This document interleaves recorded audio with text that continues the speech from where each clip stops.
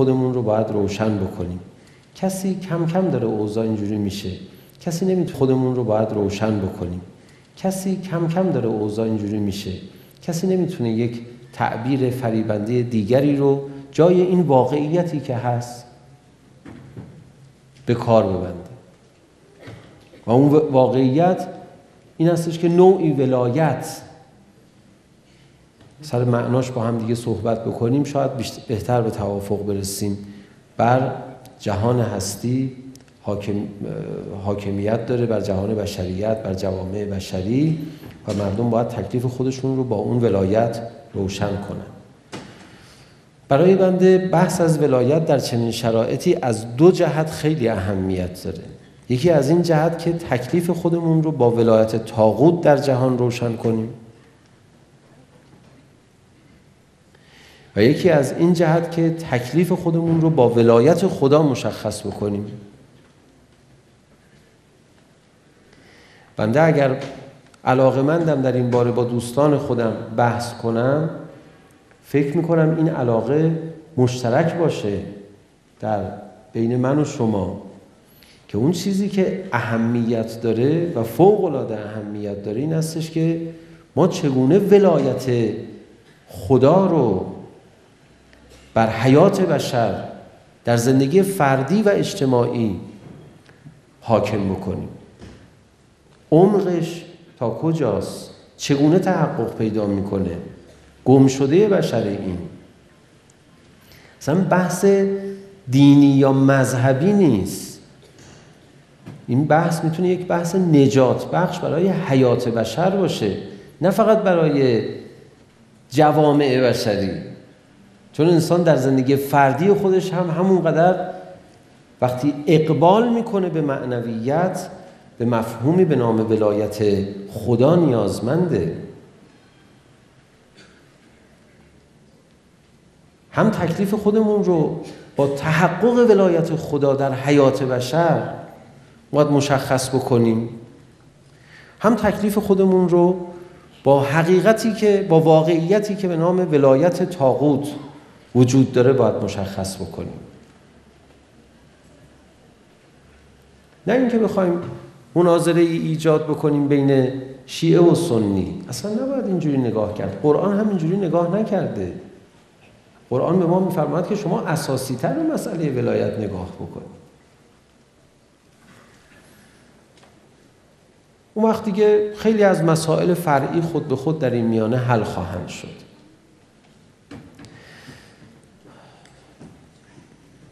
منتها شیوه بحث خودمون رو ابتداءً عرض بکنم. شاید این شیوه متفاوت باشه با شیوه هایی که در بررسی های اعتقادی نسبت به بحث ولایت رایجه، و هم در بررسی های تاریخی نسبت به مفهوم و مصداق ولایت رواج داره.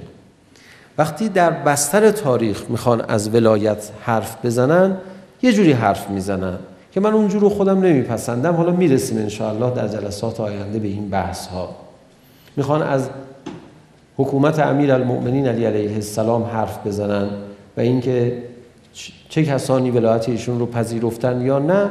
فکر میکنم درست حرف نمیزنن. فکر میکنم حالا شیوه بررسی تاریخی مفهوم ولایت در اون مصداقه هایی که تو تاریخ داشته باید این مقدار متفاوت بشه. جسورانه تر باید در این باره حرف بزنیم. و از طرفی شیوه بررسی مفهوم ولایت رو نباید در دایره مباحث اعتقادی صرفاً قرار بدیم. من نمیدونم چرا ما همیشه سعی داریم از اعتقادات شروع کنیم، اعتقادات رو هم در مباحث کلامی منحصر بکنیم صرفاً.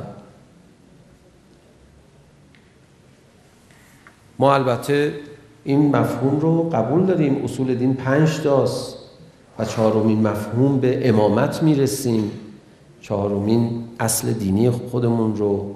بعد اینها بین ما مشهور هست، علما هم به مقاصد خوبی این گونه طراحی کردن، نظم ذهنی به ما دادن. ولی این تنها نظمی نیست که میشه انسان به ذهن خودش بده برای درک مفاهیم دینی. اینم یک مدل بحث کردنه، البته به کلیدی بودنش و به اینکه اسکلت دین ما رو، اعتقادات دینی ما که با عقل قابل اثبات باشه تشکیل میده، هیچ تردیدی نیست. ولی آخه کو عقل؟ شما فرصت به عقل بدید. قبل از اون انگار نه اینکه غیر عاقلانه، غیر مطابق با شیوه مرسوم در بکارگیری عقل در علم کلام و اعتقادات دینی اجازه بدید یک بار به ولایت نگاه بکنیم که اون هم البته عقلانیه، منتها به شیوه مرسوم علم کلام نیست. بیاییم به این شیوه به مفهوم ولایت نگاه بکنیم. این شیوه‌ای است که اتفاقاً در قرآن کریم بیشتر ازش بحث شده.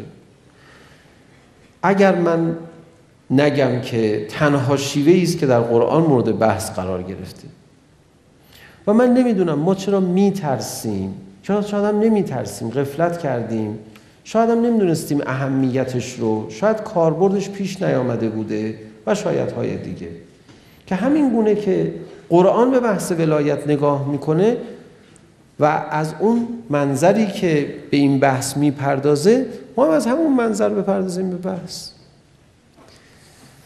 علامه محمد تقی جعفری رضوان الله تعالی علیه در برخی از سخنان خودش که البته مکتوب شده سخن جالبی داشت. میفرمود که بیاید خودمون رو یک بار تسلیم قرآن کنیم و از تصمیم‌های خودمون که برای مفاهیم میگیریم دست برداریم، ببینیم قرآن چی گفته.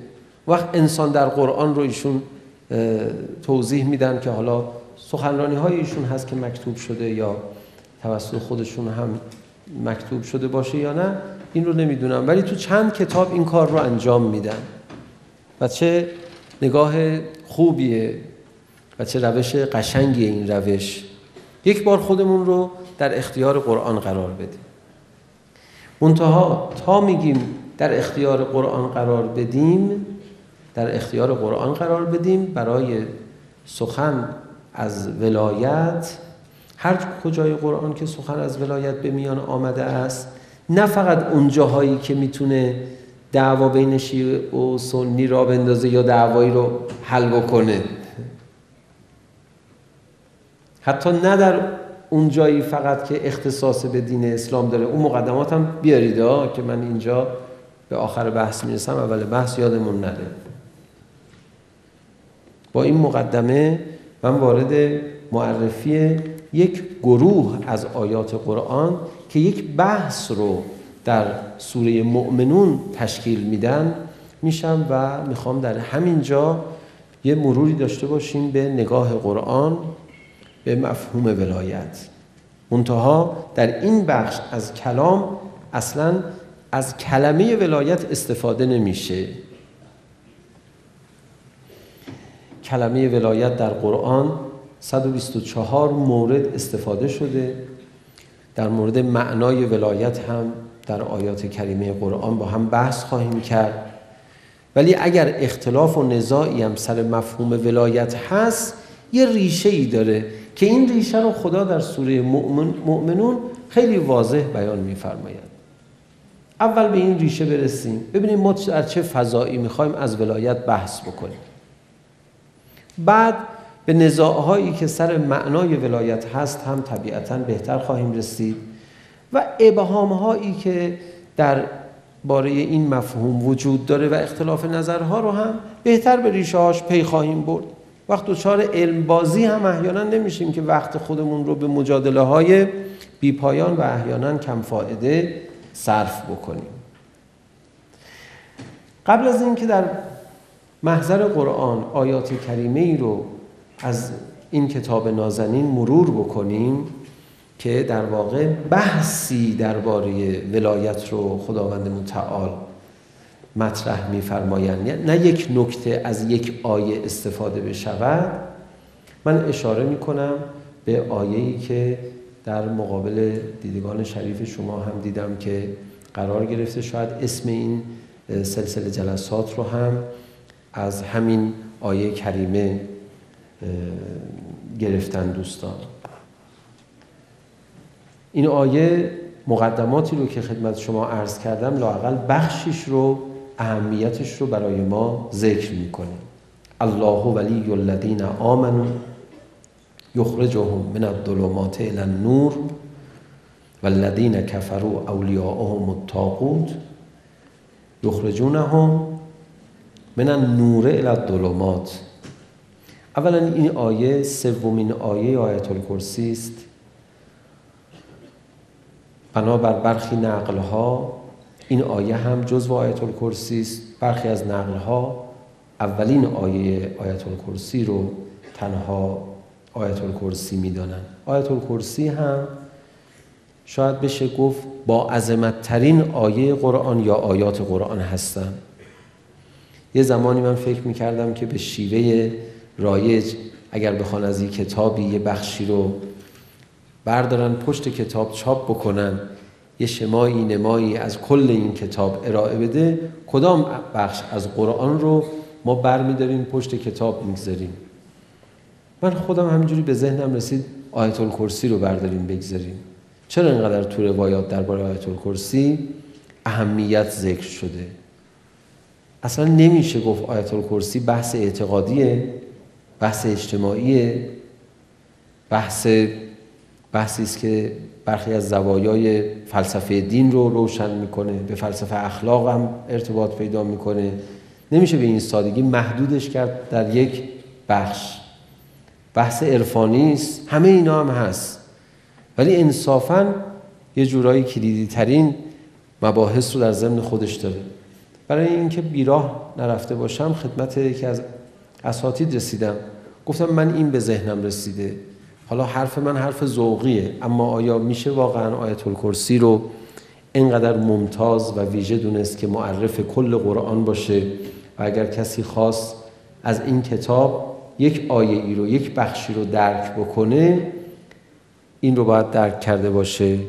ایشون فرمودن که با این که فاتحه الکتاب هست، با این که سوره قل هو الله احد هست که سوره توحید هست که 3 مرتبه از این سوره توحید پاداش همه قرآن رو در بر داره، با این که یاسین و قلب قرآن هست، ولی اگر چند آیه ما بخوایم انتخاب کنیم انصافاً همین رو میشه انتخاب کرد. بعد به دلایلش اشاره می‌فرمودن که میتونید مراجعه کنید به تفسیر و جاهایی که درباره عظمت شأن آیت الکرسی مطالبی رو اهل بیت عصمت و طهارت برای ما بیان فرمودند. سومین آیه همین است، الله ولی الذین آمنوا. خواهش میکنم برای نه فقط حفظ سلامتی خودتون، نه فقط برای اینکه بلا نبینید، انشالله بلا نبینید، هر روز صبح از خانه میاید بعد از نمازها آیت الکرسی رو بخونید، بعد روش فکر کنید، روی ترکیب مباحثی که خدا خواسته اینجا یه جا در یک پکیج نگیم، در یک مجموعه ارائه بده. ببینید چقدر این ترکیب فوق‌العاده است، چقدر این سخن یک سخن بین المللی است برای معرفی همه قرآن، چقدر این سخن خدا، چقدر این آیات قرآن در آغاز حرکت پیامبر اکرم به درد میخورده و چقدر این آیات قرآن گویاست برای مقدمه سازی برای ظهور، چقدر این آیات گویاست برای تبیین جامعه مهدوی و حکومت حضرت، چقدر این آیات گویاست برای فلسفه ظهور. آیات عجیبی هستند. در این آیه کریمه می‌فرماید الله ولی الذین آمنوا، خدا ولی کسانی است که ایمان می‌آورند. و این ولایت چه کار کردی داره؟ یخرجهم من الظلمات الی النور، اون جایی که هستن مؤمنین نسبت به آن جایی که باید برون میشه ظلمت، اینا رو از ظلمت به سوی نور میبرد. مقابل این کلمه این خداست که این کلمات را کنار هم چیده است. میفرماید